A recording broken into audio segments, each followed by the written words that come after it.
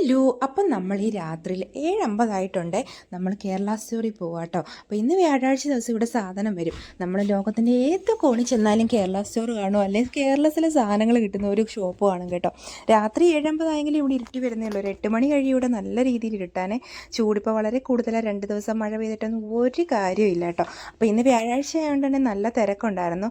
ചേനയോ ചേമ്പോ കാച്ചിലോ എന്താണെന്ന് വെച്ചാൽ ഇവിടെ കിട്ടും. കുറച്ച് വില കൂടുതലായിരുന്നാലും നാട്ടിൽ നിന്ന് ഇവിടെ വരെ എത്തുന്നതല്ലേ, അപ്പോൾ അതിൻ്റെ വില കൊടുക്കണമല്ലോ. ലഡുവോ ജിലേബിയോ, മറിയത്തിന് ജിലേബി വേണമെന്ന് പറഞ്ഞാൽ അതൊക്കെ വാങ്ങിച്ചിട്ടുണ്ട് കേട്ടോ. വെളിച്ചെണ്ണ എല്ലാം കിട്ടും, ഉണക്കമീൻ ഉൾപ്പെടെ എല്ലാം.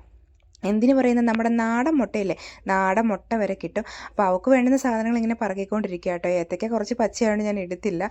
പിന്നെ അല്ലാതെ ചില്ലറ ബാക്കി സാധനങ്ങളൊക്കെ എടുത്തപ്പോൾ ഉണ്ണിയപ്പവും ജിലേബിയും ചീനിയും ഉണക്കമീനും ഒക്കെ കിട്ടിയിട്ടുണ്ട്. അപ്പോൾ നമ്മുടെ വിശേഷങ്ങൾ അറിയാനും ഗുജറാത്തിലെ വിശേഷങ്ങൾ അറിയാനൊക്കെ ഇഷ്ടപ്പെടുന്നവർ ഒന്ന് സബ്സ്ക്രൈബ് ചെയ്ത് സപ്പോർട്ട് ചെയ്യണേ. അപ്പോൾ അടുത്ത വീഡിയോയിൽ അടുത്ത വിശേഷങ്ങളൊക്കെ ആയിട്ട് കാണാം കേട്ടോ. Tata bye bye, see U.